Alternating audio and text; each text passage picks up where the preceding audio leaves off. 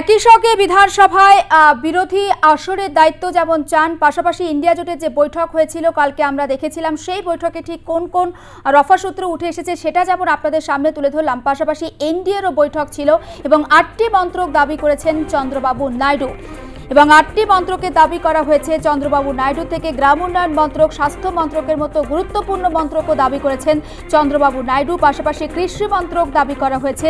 একই সঙ্গে স্পিকার পদেরও দাবি জানিয়েছেন তিনি। রেল এবং জলশক্তি মন্ত্রকের দাবি করা হয়েছে নীতিশ কুমারের তরফে।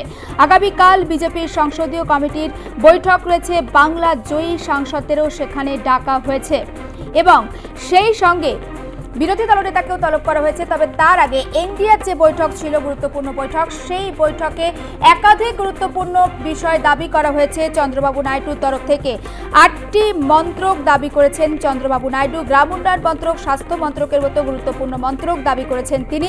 কৃষি মন্ত্রকেরও দাবি জানানো হয়েছে।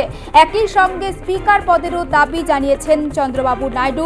রেল এবং জলশক্তি মন্ত্রকের দাবি নীতিশ কুমারের।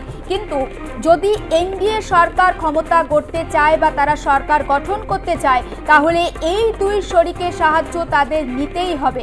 এখন দেখার যে দাবি করা হচ্ছে বা যে দাবি দেওয়া চাওয়া হচ্ছে, সেই দাবি দেওয়া কি মেনে নেবে এনডিএ?